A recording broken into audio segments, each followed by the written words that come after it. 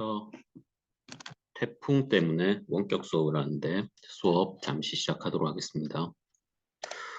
어, 태풍 때문에 강의를 녹화를 했는데 여러분이랑 진도가 잘 안 맞을 수가 있습니다. 다음 주에 시험 앞두고 다 정리 한 번씩 다 해주고 그리고 안 된 부분은 다시 수업할 거니까 너무 걱정하지 마시고 어, 일단 277페이지부터 다시 한 번 더 복습하고 아니면 안 배운 바는 277페이지부터 가도록 하겠습니다.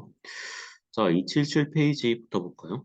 자, 277페이지부터 자, 277페이지 보면 중세국의 실제가 나오는데 여기에 보면 뭐라 돼 있냐면 실제 중세국어 자료를 살펴보면서 중세국어와 현대국어를 비교하는 활동을 해본다고 그랬습니다. 그래서 이를 바탕으로 국어가 변화한 시점 이해해본다 해놨는데 자, 그럼 당연히 중세국어가 어떻게 변화했는지를 알아야겠죠. 자, 중세국어는 언제부터 중세국어라고 하죠? 중세국어는 고려 개국 이후부터 그리고 임진왜란 전까지, 임진왜란 전까지의 국어를 바로 우리는 중세국어라 합니다. 근데 중세국어만 따져도 거진 한 500년 정도? 500년이 넘는 기간 동안, 500년이 넘는 기간 동안 중세국어가 그럼 존재해왔던 것인데, 어, 그러면 500년에 걸쳐서 언어가 엄청나게 많이 변화했겠죠, 그죠? 그래서 중세국어 안에서도 어떻게 국어들이 변해왔는지 이런 것들은 당연히 시험 문제로 물어볼 수 있겠습니다. 그래서 중세국어를 살펴보면서 중세국어, 현대국어 비교해 보는 것도 어, 시험 문제 나올 수 있겠죠, 그죠? 중세국어 안에서 물어볼 수도 있고 중세국어랑 현대국어를 비교할 수도 있는데 뒤에 보면 나오는 이 79페이지는 중세랑 현대랑 그리고 여기도 그거네요. 여기 학습활동 3번도 중세랑 현대랑 그리고 4번은 중세랑 비교해보는 그런 거라고 볼 수 있겠습니다. 그래서 한번 볼게요. 자, 활동이는 실제 주거를 살펴보며 중세국어와 현대국어를 비교하는 활동이다. 이를 바탕으로 국어가 변화하는 실체임을 이해해본다. 자, 세종어제 훈민정음 보겠습니다. 세종어제 훈민정음. 자, 그러니까 세종 임금이 세종이죠. 그리고 어제 임금어자에 만드제자 임금이 만드신 훈민 백성을 가르치는 정음 바른 소리라. 그래서 세종어제 훈민정음이라는데요. 작년에는 시험 문제로 세종어제 훈민정음 요거 분명히 냈었던 것 같은데 이번에는 내진 않겠습니다. 대신 한번 보고 갈게요. 왜냐하면 어제 서문은 시험 문제 나올 것 같으니까. 세종어제 훈민정음은 세종대왕이 훈민정음 창제의 취지를 밝힌 어제 서문과 자음과 모음자의 음과 운영 밝힌 예의를 그리고 우리말로 풀어 쓴 것이다. 흔히 훈민정음 언해라고 부르는데 그래서 어제 서문 임금이 직접 훈민정음에 첫머리 글을 쓴 겁니다. 임금이 손수 썼어요. 그래서 어제 서문이라 그러고 그리고 자음자, 모음자의 음가와 운용 방법을 설명한 예의. 그래서 앞에서 배웠던 훈민정음에 있었던 의문들의 소리를 요 예의편을 통해서 그러니까 예시가 들어가 있는 걸 예의라 그러죠. 그래서 예의편을 통해서 알 수 있고 그리고 또 훈민정음 언해. 그래서 요것을 바로 흔히 훈민정음 언해라고 한다. 됐습니까? 자, 세종어제 훈민정음 보면 수많은 문장들이 있는데 이걸 하나하나 다 할 수는 없는 노릇입니다. 여러분들 가르쳐봐야 어, 일반적으로 모르고 일반적으로 문제가 있어서 잘 모르고 그리고 음, 요거를 다 가르칠 수는 있는데 여러분 분명히 언어와 매체 선택한 학생들이 좀 적고 요래서 어쩔 수 없이 교과서 본문에 나오는 학습 활동 위주 그리고 내가 해준 것 위주로 그렇게 시험 문제를 내놨습니다. 자, 우리나라 말이 중국과 달라 한자어는 서로 동하지 아니어서 이런 까닭으로 어리석은 백성들이 말하고자 하는 바가 있어도 뜻을 펴지 못하는 사람들이 많다.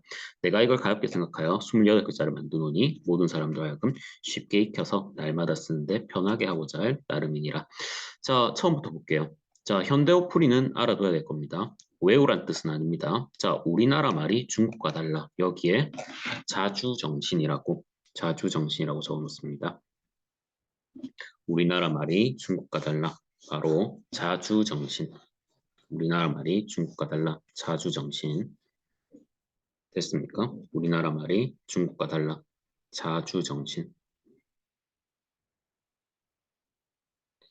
자, 이게 왜 중요한 거냐면, 어, 우리나라 사람들은 옛날에 한자를 쓰는 것을 부끄럽게 여기지 않았습니다. 왜냐하면 우리나라를 지배했던 사대부 계층, 양반 계층, 그리고 귀족 계층들은 애초에 한자를 쓸 수 있었던 특권 계층이기 때문에 뭘 부끄럽게 여기지 않았냐면 중국과 비슷하다는 것, 중국의 한자를 그대로 쓴다는 것을 자랑으로 여겼고 오히려 그들 나라의 문자, 고유의 문자를 갖고 있던 몽골, 티베트, 베트남 이런 나라들을 미개한 야만족들로 취급하였습니다. 그러면서 자기 자신을 뭐라 이야기했냐면 소중화라고.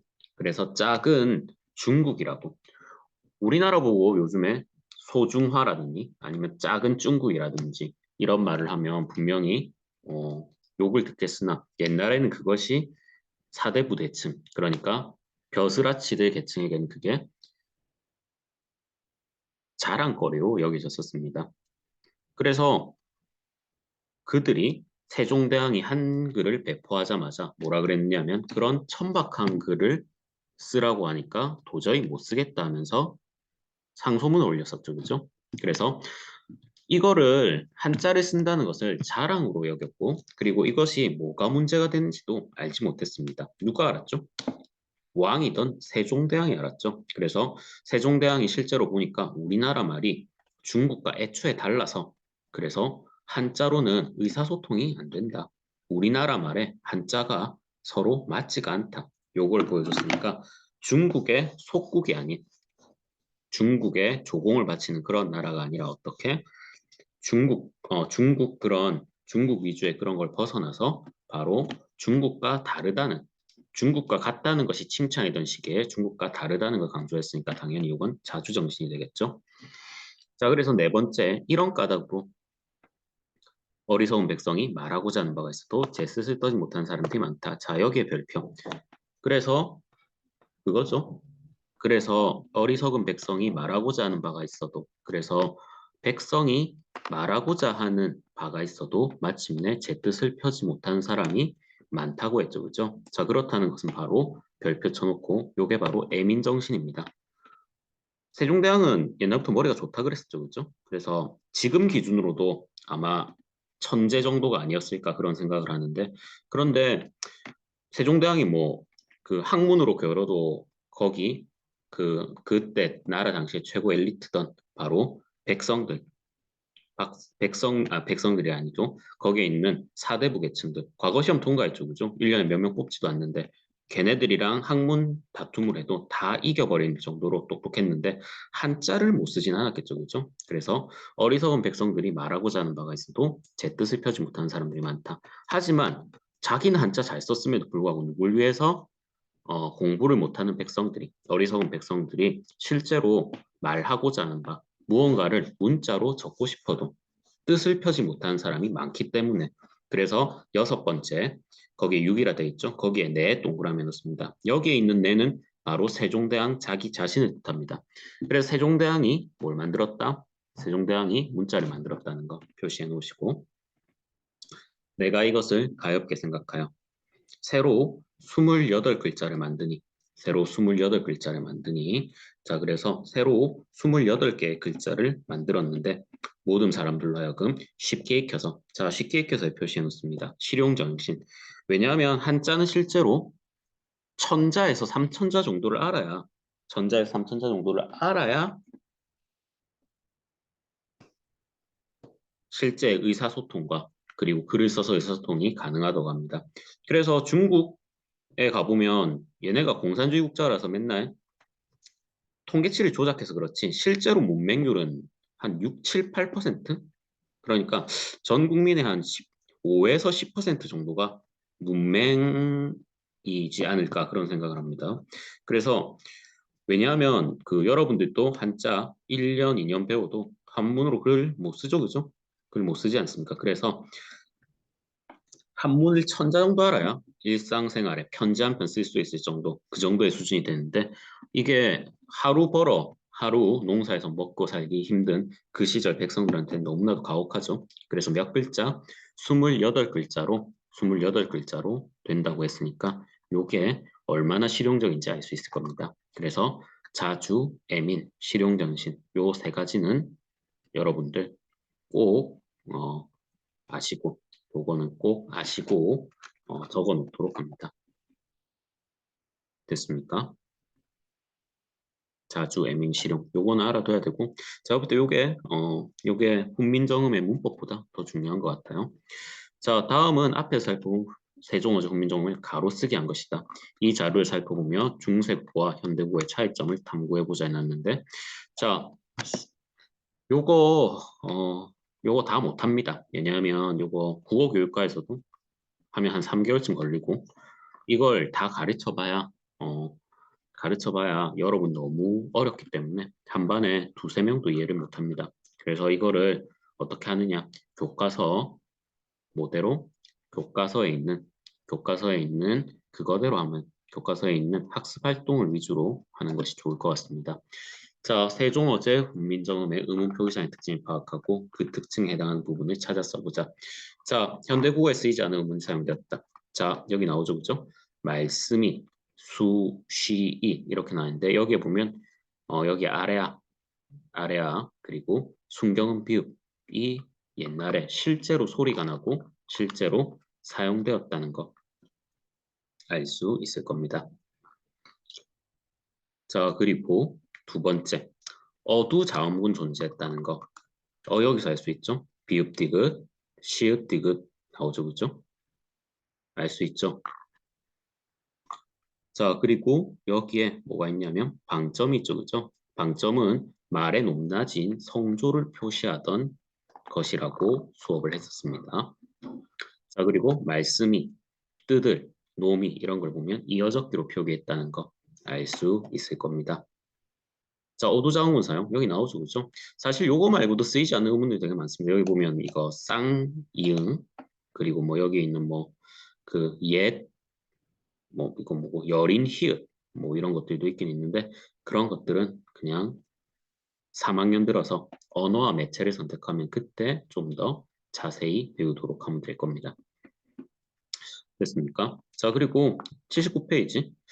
이 79페이지를 보면 현대국어 문법 비교하는 거 나옵니다. 세종어제 국민정음과 현대국어 문법 비교해보자 라고 해놨는데 자, 뒷기계 달아. 뒷기계 달아인데 여기는 중국 과 달랍니다. 중국 과 달라. 중국 과 달라. 요새는 현대국어에서는 애를 위치 뒤에 달리죠. 그죠? 애는 위치 뒤에 달려서 거기서 이런 뜻으로 애가 사용되는데 중세국어에서는 이게 무슨 의미였다? 현대국어의 과랑 똑같은 의미였다. 그래서 중국 과 달라. 중국의 위치가랑 다른 게 아니죠. 중국의 위치랑 다른 게 아니라 중국과 다르다는 거. 중국과 다르다는 거. 그래서 중세국어에는 비교 기준이 나타낸 부사격사 애가 있었고 현대국어에는 격조사 과로 바뀌었다. 자, 279페이지. 자, 도움말 가볼게요. 자, 요거는 알아둡니다. 단어의 의미 영역이 넓어지면 바로 뭐라 한다? 의미의 확대. 역사적으로 의미가 좁아지면 축소. 좁아지면 의미의 축소. 그리고 의미가 다른 것으로 바뀌는 거 의미의 이동이라 하는데 요것 구분을 어떻게 하냐면 커지면 확대, 좁아지면 축소, 그리고 의미가 바뀌면 이동입니다. 의미가 바뀌면 이동. 의미가 바뀌면 이동. 선생님 확대, 축소, 이동이 뭡니까? 라고 하는데 이동은 의미의 연관이 아예 없어져야 바로 이동이라고 합니다. 왜냐하면 여기에 보면 나오죠. 그렇죠? 중세국어에서 어리는 어리석다는 뜻이었습니다. 어리석은 멍청한 이런 뜻이었는데 요즘은 어리는 무슨 뜻이죠? 나이가 적은 뜻으로 쓰이죠. 그죠?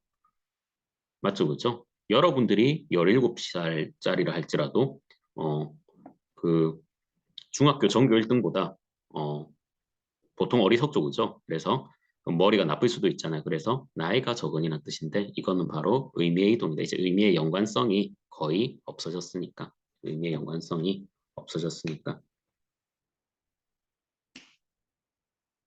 자, 의미의 축소를 한번 볼게요. 놈인데 실제로 이건 뭘 뜻하냐면 바로 놈을 뜻합니다. 놈. 한자를 배웠으면 여러분들 아마 놈자라는 한자를 알 겁니다. 근데 이게 요새는 놈이 년이나 놈이 어떤 뜻으로 쓰이냐면 안 좋은 의미로 낮잡아 욕할 때 쓰이는 말로 쓰이죠. 그죠? 근데 그 시절에는 뭐로 쓰였다? 모든 사람을 놈이라 쓰였다. 알겠습니까? 그래서 이건 뭐가 일어났다? 세상의 모든 사람, 임금도 착한 사람도 못된 사람도 그리고 그거 여자도 남자도 그리고 세상 만물에 있는 보통 사람을 다 뭐라 그랬냐면 놈이라 그랬었는데 이제는 남자를 욕할 때만 놈이라 하죠. 그죠? 자, 그러면 옛날에 놈 중에 여러 의미가 있는데 그 안에 남자를 낮잡아 부르는 의미도 있었겠죠. 그죠? 이게 요만큼 쪼그라들었으니까 바로 뭐다? 의미의 축소라고 보시면 되겠습니다. 의미의 축소. 의미의 축소. 자, 그 다음 거 볼게요. 그 다음 거. 자, 의미의 이동인데 의미의 이동은 완전히 의미에 연관없이 변해버리는 걸 바로 의미의 이동이라 그러죠. 자, 그래서 자, 어여삐라 하면 자, 보면 가엾게 불쌍하게라는 뜻이 어떻게 됐죠? 예쁘게 가버렸죠. 이건 전혀 진짜 관련이 없죠. 이런 걸 바로 뭐라 한다? 의미의 이동이라 한다. 그래서 내 어린 백성을 어여삐 여겨는 어리석은 백성을 가엾고 불쌍하게 여기는 뜻인데 요새는 어여삐가 바로 예쁘게 의미가 됐으니까 의미가 완전히 연관이 없죠. 그죠? 그러면 의미의 이동이 일어났다 한다. 선생님, 의미의 확대는 뭐 어떤 게 있습니까? 뭐 하면 뭐 손 같은 거? 손 같은 것들을 보면 원래는 뭐만 손이라 했죠? 여러분들 팔끝에 달려있는 손가락 달려있는 그 부분을 손이라 그러죠. 그런데 요새는 손이 딸린다라고 하면 손뿐만 아니라 뭐죠? 사람의 노동력 전체를 손이라 하죠. 그죠? 그럼 쬐끔했었던 손의 의미가 더 커졌으니까 이건 의미의 확대라고 그럼 보실 수가 있겠습니다. 됐습니까? 됐죠? 자, 그럼 2번 볼게요. 다음 글을 읽고 서양대왕의 한글 창제 정신을 알아보자라고 해놨는데 자, 중국과 우리나라 언어 생활의 차이가 있으면 익숙한 점에서 자주 그리고 문자 생활문제 가르치는 애민 사용하기 쉽고 편리한 문제 창제되는 실용된 시력 보인다. 요거는 시험 문제 나올 가능성이 높으니까 아까 싹 다 제가 좀 시간 들여서 설명을 다 해줬을 겁니다. 됐습니까? 자, 그 다음 거 볼게요. 자, 그 다음 페이지 시험 범위 나오는 마지막 페이지인데 자, 10분 만에 끝내는 게 아니라 결국 다음 주에 개강하면 그거 다음 주에 다시 오면 다시 수업을 할게요. 자, 소학원인데 요거 다 해봐야 요거 다 하면 시간이 너무 많이 걸려서 결국 학습 활동이 있는 거 위주로 하겠습니다. 자, 그래서 요거 적어 놓으십시오. 자, 소학원의 2권. 그래서 중세국어의 제일 마지막 시기의 자료. 요걸 바로 소학원으로 볼 수 있습니다.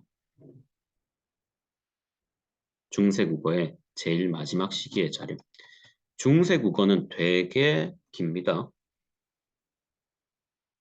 고려부터 언제까지? 고려 시작부터 임진왜란까지니까 그 안에 어마어마하게 언어가 많이 변했겠죠, 그죠? 그리고 1443년도에 한글이 발명되고 1587년이면 거진 140년이 지난 140년 후에 그러니까 중세국어 제일 마지막 시기의 자료입니다. 그래서 요걸 읽어보면 공자가 증자께 일러 말씀하시기를 부모께 받은 거고 효도의 시작이고 입신출사여 부모의 드러남이 효도의 끝이라고 요거 이야기한 건데 왜냐하면 백성을 가르치는 큰 소리 그거 바른 소리가 바로 훈민정음이었죠. 그죠? 그러니까 글을 만들었으면 이제 글을 알게 된 백성들을 가르쳐야 되죠. 그죠? 그래서 이걸 어떻게 한 거냐면 소학이라는 그 시절 교과서를 제일 중요했었던 교과서가 소학입니다. 어린애들한테. 그래서 소학을 한글로 한글로 읽기 쉽게 풀이한 글이 바로 소학언어입니다. 됐습니까? 자, 그래서 오른쪽에 한번 갈게요. 자, 소학언어의 표기가 현대국어에서 어떻게 달라졌는지를 써보고 중세국어와 현대국어의 차이점을 정리해보자라고 했는데 자, 여기에 보면 자, 여기에 현대어 풀이가 나오거든요. 그래서 공자가에 보면 자 옛날에 주격조사 동그라미 달려있는 이랑 동그라미 없던 이가 있었는데 동그라미 없던 이는 언제 쓴다 그랬죠? 동그라미 없던 이는 앞에 자음이 없을 때 요렇게 바로 달라붙는다 그랬죠. 그죠? 여기 나오죠. 그죠? 여기에서 나오던 주격조사이가 현대구에서 뭐로 바뀌었다? 가께서로 바뀌었다. 그래서 주격조사이가 가한테 쓰임 자리를 다 내주는 그런 현상을 결국 겪게 됩니다. 됐습니까? 자, 그리고 자, 얼굴이며 선생님 여기 보니까 얼굴 없는데요 라고 하는데 여기 있죠. 그죠? 몸이며 얼굴이면데 얼굴이며가 뭐로 해석되죠? 형체와로 해석되죠. 그죠? 형체와. 자, 그럼 현대국어는 바로 형체와로 해석되는데 자, 얼굴이 형태가 된다. 이상하죠. 그죠? 의미에 뭐가 일어났다? 자,